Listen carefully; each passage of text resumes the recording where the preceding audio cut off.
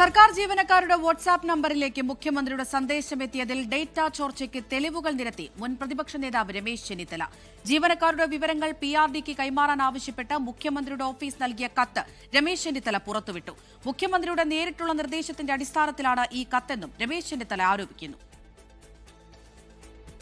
സർക്കാർ ജീവനക്കാരുടെ വ്യക്തിവിവരങ്ങളടക്കം മുഴുവൻ ഡാറ്റയും ചോർത്തിയെന്നാണ് രമേശ് ചെന്നിത്തലയുടെ ആരോപണം.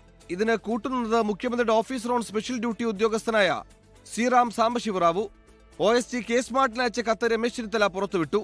ഇക്കഴിഞ്ഞ 12-നകം വിവരങ്ങൾ നൽകണമെന്നായിരുന്നു കഴിഞ്ഞ വർഷം ഡിസംബർ 31 അയച്ച കത്തിലെ ആവശ്യം. Centralised notification hub for government services എന്ന പേരിൽ ഒരു ഡിജിറ്റൽ കമ്മ്യൂണിക്കേഷൻ സിസ്റ്റം ആരംഭിക്കുന്നുണ്ടെന്നും ഇൻഫർമേഷൻ ആൻഡ് പബ്ലിക് റിലേഷൻ വകുപ്പ് ഇതിനുവേണ്ടി പ്രവർത്തനം ആരംഭിച്ചെന്നും ഈ കത്തിൽ വ്യക്തമായി സൂചിപ്പിക്കുകയാണ്. മുഖ്യമന്ത്രിയുടെ നേരിട്ടുള്ള നിർദ്ദേശത്തിന്റെ അടിസ്ഥാനത്തിലാണ് ഈ കത്തെന്നും രമേശ് ചെന്നിത്തല. ഡാറ്റ മോഷണം ആര് നടത്തിയാലും തെറ്റാണെന്ന് പ്രതിപക്ഷ നേതാവ് VD സതീശൻ.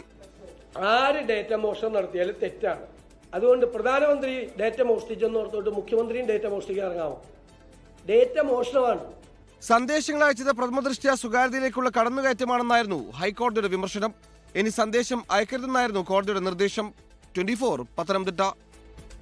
ലോകത്തെവിടെയായാലും ഏത് സമയത്തും 24 വാർത്തകളും ഓഗ്മെന്റഡ് റിയാലിറ്റി പാക്കേജുകളും എക്സ്പ്ലെയിനറുകളും വിശദമായി കാണാൻ ഞങ്ങളുടെ YouTube ചാനൽ നിങ്ങൾക്ക് സബ്സ്ക്രൈബ് ചെയ്യാം.